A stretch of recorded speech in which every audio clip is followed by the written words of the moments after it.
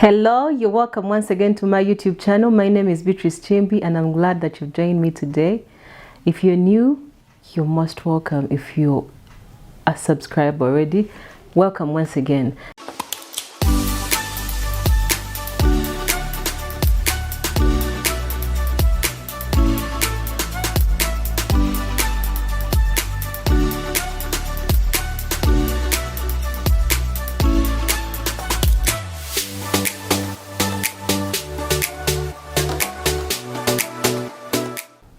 Today, as you've seen the topic, we're going to be sharing about 8 important things that we can do to protect our children from child predators. It's not always good as parents to think that our children, once they find themselves in a situation that is unsafe, they'll just act automatically.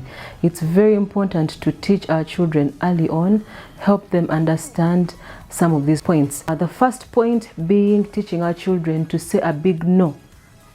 Teach children to say no to situations or circumstances that are not comfortable, with them. If they find themselves in situations where someone is coercing them or forcing them to do something they don't want, they should be able to assertively say no in a loud voice and make this person go away. If you don't teach your child to say no, it means that when they find themselves in situations where they are being forced to do something against their will, they will not say anything. Normally, predators like people or like children that are timid, are reluctant, are easygoing.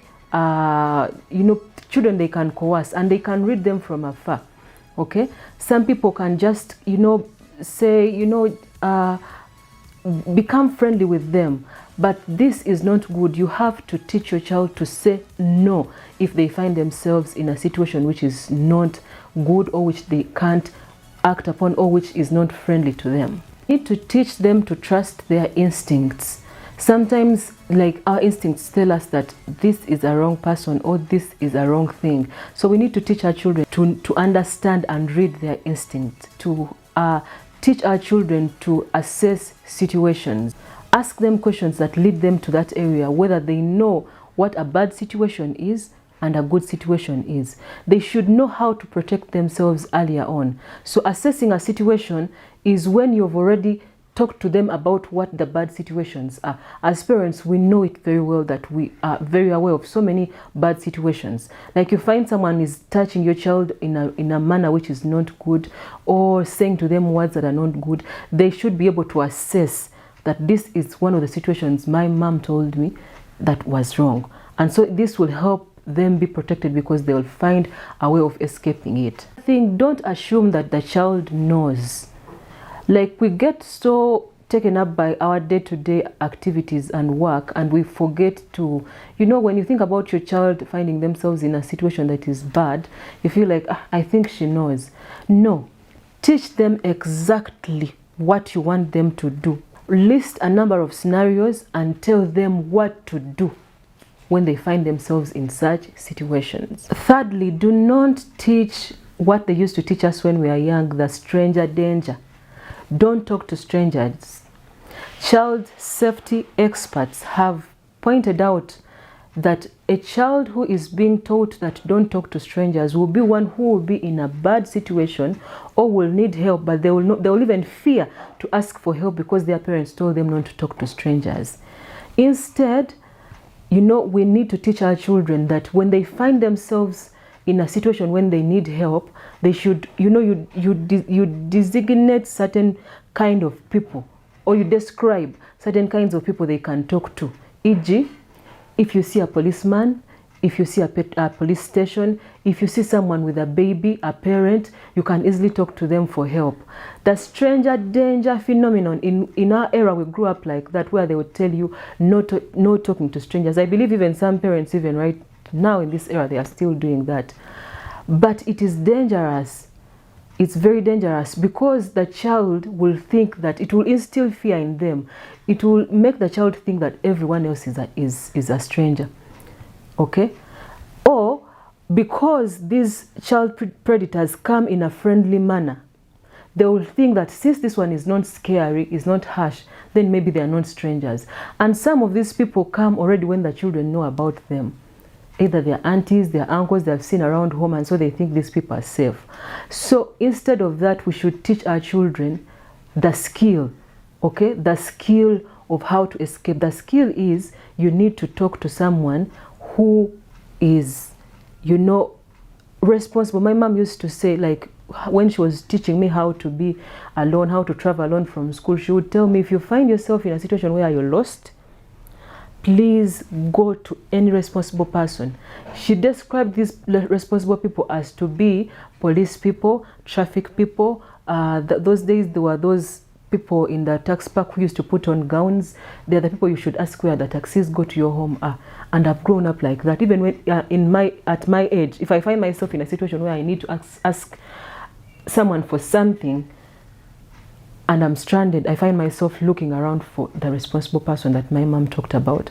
But where I read about you know, how the experts explained it, also mothers or parents who have children, because they feel like they're already more protective than strangers who are just roaming around. To teach our children, this is the fourth point, about personal boundaries. How? We need to tell our children that no one is supposed to invade private or personal space without one of their parents, either mom or dad. Where some people read it that either they say even caretakers, but sometimes even caretakers have become predators of our children. A child should be able to protect themselves even when you've left them with nannies at home. So a child has a bedroom, a child has their personal stuff. They have to be boundaries in the house where this is how far a maid can go or a nanny can go. Do not enter into their bedrooms. Don't enter when they are dressing up. Don't enter when they are bathing. That's so that they know their personal space. This will help them when they find themselves and it's their personal space and this person has come. They will know how to react. They will know how to talk to this person and tell them, please move away. This is my personal space. Making a list of trusted adults. I know right now in this era it's hard to find people you can trust with your children, but at least there's a one or two people that you can trust with your children. Some of them can be family members like grandparents, like aunties. Some of them can be your really close friends. Build trust in them and make them a list, and they know that we cannot go beyond these 5 people. If a 6th person comes to school, however much we know that this person is in the circle of our parents, we cannot go with them unless our parent agreed upon it beforehand. Okay, like, you know, it's their uncle who normally picks them, but this time around the uncle is not around. You inform your children in time that someone else, uncle so and so, is going to come and pick you, because so that we can avoid this thing where children think that if I've been seeing this person, if this is my auntie, this is my uncle, it is okay for them to come for me at school, it's okay for me to go with them anywhere. No, it's not okay.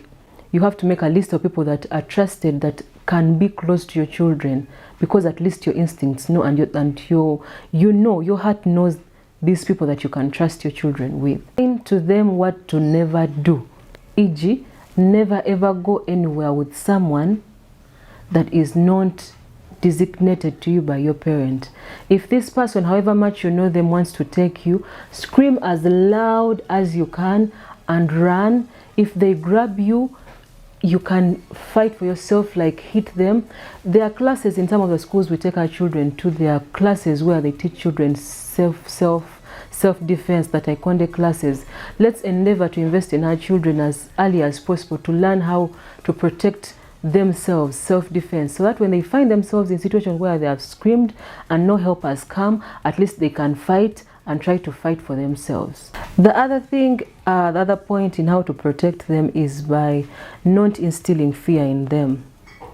Fear only makes them to be afraid of every situation. However calm a situation is, they're always looking out, they're always not comfortable, they're always not settled. When they go for birthday parties, they're always not settled.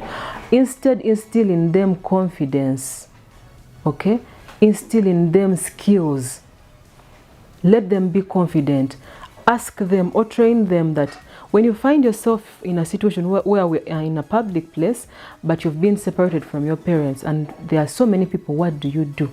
Like we said in the first points, teach them how to find help. No one has grabbed them, but they are separated from their parents. there it's easy for a predator to get them, because they will go asking everyone, and bad people will be like, hey, I know where your parent is, and then they will kidnap them.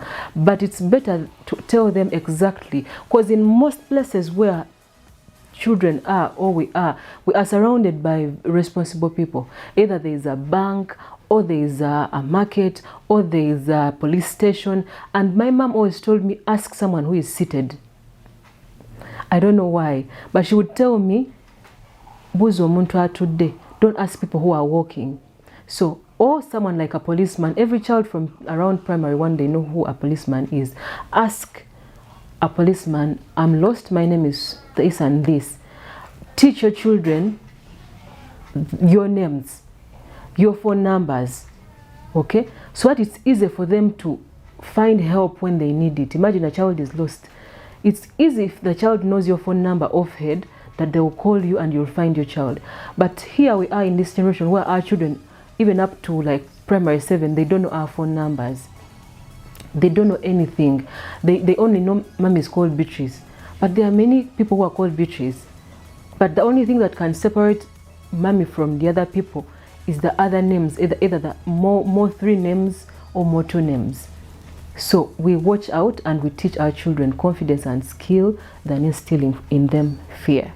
Another thing we can use, last but not least, is to use children resources or kids resources that teach children how to protect themselves. There is one which is called the Child Stranger Safety. It's in form of a cartoon, and some of them are magazines. These children perceive when they read stories, and they know how their fellow characters in the story reacted. You'll find them getting this skill from a mere storybook, or a mere movie, or a mere cartoon, video. So let's get these resources. There are quite many from so many places, from YouTube itself. You can download videos on child protection, and your child will learn how to protect themselves. This is something that we sometimes we overlook it, and yet it's very important. As you are at work, is your child in a safe place?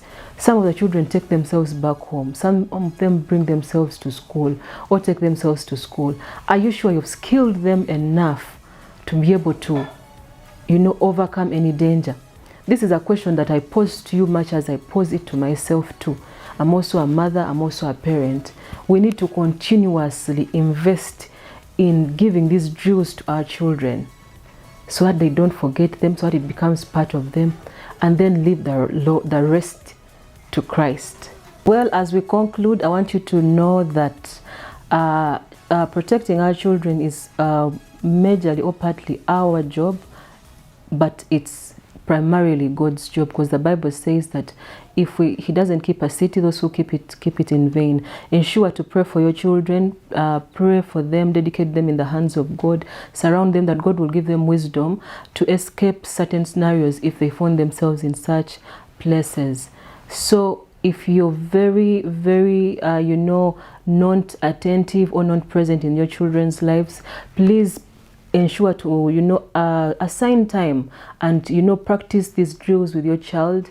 So from practicing them, these things will enter into their heads, and they will continue to practice them. Even when they find themselves in situations that are such, they will be able to remember and, act upon. Have these conversations early on in life as they grow up, so that they can, grow knowing these things.